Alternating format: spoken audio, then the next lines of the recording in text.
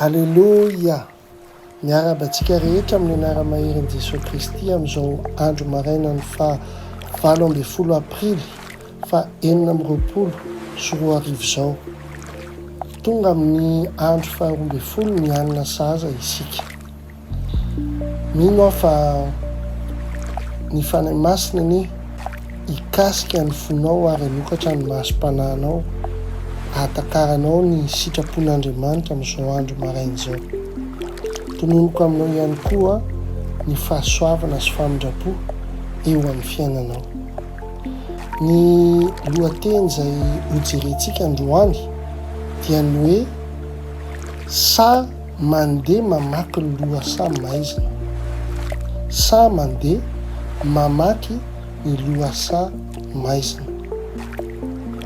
Jerentsika ny tenin'Andriamanitra amin'ny Salamo 7:24 izay nosoratan'i Davida. Salamo 7:24 milaza toy izao hoe: na dia mandeha mamaky ny lohasaha aliko ny fahafatesana azy aho, dia tsy atahotra ny loza aho, fa ianao no amiko.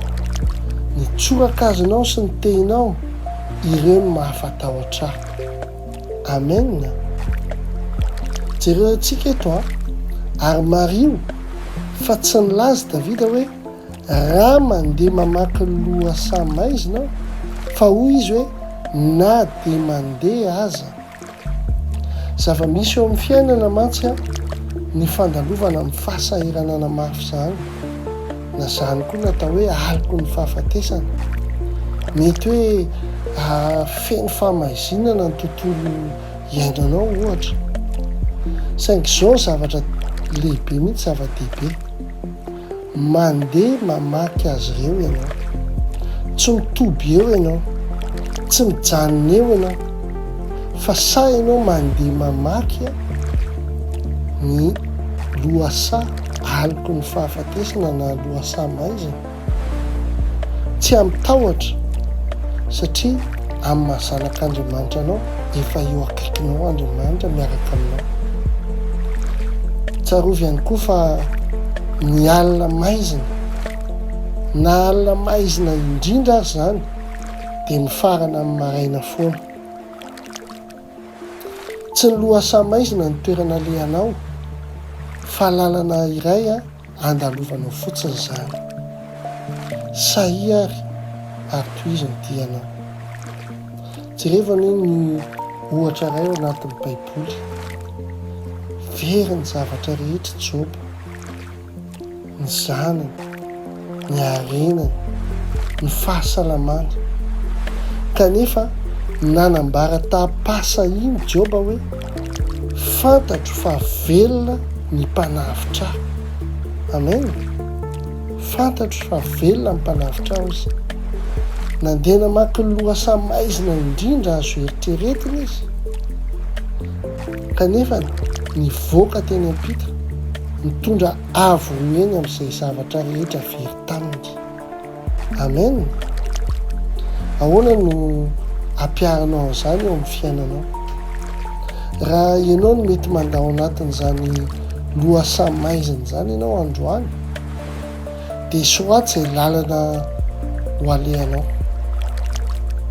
Dia soaty eo akaikiny eo ny Salamo 3:24. Dia ambarao mafy hoe mandeha mamaky ty lohasaha maizina ty aho zao, fa tsy janinao. Andriamanitra momba dia avereny izany isaky ny mahatsiaro fa tototry ny aizina ny fiainanao ianao. Alleloia. Ivavaka tsika raha toka ianao zany ao anatin'izany toerana zany amin'izao fotoana izao, mety mandalo fahasahirana ianao, mety mandalo aliko ny fahafatesana ianao amin'ny zavatra mety ataonao, fa tsarovy fa mandalo fotsiny ianao no tsy mitoetra ao ianao. Dia ivavaka ao anao androany dia avereny ty ivavaka ty miaraka amiko amin'ny anara-maherin' Jesosy Kristy. Ry mpiandry ny fanahiko, na dia amin'izao vanim-potoana maizina izao aza, dia tsy atahotrao.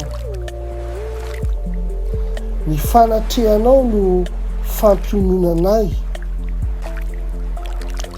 ary miteninao ny fahazavako. Tario aho mamaky ty lohasaha ty ho any amin'ny kijana maitso miandry ahy eny ampita. Amin'ny anara mahery Jesosy Kristy. Amen. Amen. Raha nanao izay vavak'izay ianao dia mino ary fantatro fa Andriamanitra io dia Andriamanitra mpihaino vavaka sady mpamaly vavaka. Hotahinana ianao ary hiala ao anatin'izany lohasaha maizina zany ianao ary sa mandeha ianao satria tsy hijanonao. Tahin'Andriamanitra ianao ampitiavana lehibe Docteur Rina Telesfort. Raha ohatra ka fantatrao fa misy olona tokony ahenao an'izao anina sahaza omeny tompo izao dia miangavanao mba zarao izao teny izao mba hahafahany namanao ihany koa na ny havanao na ny mpiara-miasanao na izay olona rehetra fantatrao mba hahazo fanantenana amin'ny anara mahery Jesosy Kristy.